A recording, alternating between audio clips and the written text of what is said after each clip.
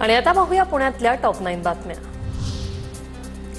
मुलीची छेड का काढली म्हणून जाब विचारणाऱ्याला वडिलांची कोयत्याने वार करून हत्या। पुण्याच्या खेड तालुक्यातील धक्कादायक घटना। किरण खंडागळे प्रणय अनवले विरोधात खेड पोलिसात गुन्हा दाखल।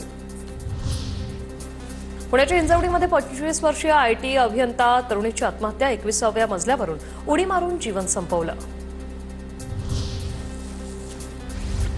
पुणे पोलीस आयुक्तांकडून नवीन पिस्तूल परवान्यांना ब्रेक। पोलीस आयुक्तांनी 400 अर्ज नाकारले तर 140 अर्ज रद्द। नव्याने परवाना देण्याचं काम पोलीस आयुक्तांनी पूर्णपणे थांबवलं। पवारांच्या राष्ट्रवादीच्या वर्धापन दिनी 10 जून रोजी पुण्यात साजरा होणार आहे। शरद पवार, सुप्रिया सुळे आणि जयंत पाटलांसह सर्व आमदार खासदार उपस्थित राहणार। पुणे महानगरपालिकेत मंजूर 16,000 पदांपैकी निम्म्या पदांची भरती प्रक्रिया रखडली। महानगरपालिकेत तब्बल 7,336 पदं रिक्त। नोकर भरती प्रलंबित राहिल्याने मनुष्यबळाच्या कमतरतेचा पालिकेच्या कामकाजावर परिणाम।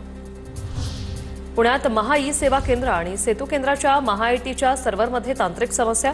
विद्यार्थ्यांना प्रवेशासाठी आवश्यक असलेले दाखले मिळण्यास विलंब।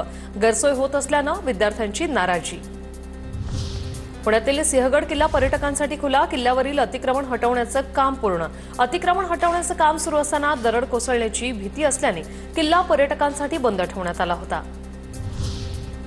पुणे शहरातील शासकीय रुग्णालयांमध्ये खाटांची कमतरता। रुग्णालयांमध्ये 813 खाटांची कमतरता असल्याने नागरिकांना आरोग्य सुविधांचा अभाव। पुरंदर विमानतळासाठी आलेल्या हरकतीवर येत्या सोमवारपासून सुनावणी। विमानतळ करण्यासाठी 7 गावातील नागरिकांचा विरोध। 7 गावातील सुमारे 2052 नागरिकांनी हरकती नोंदवल्या।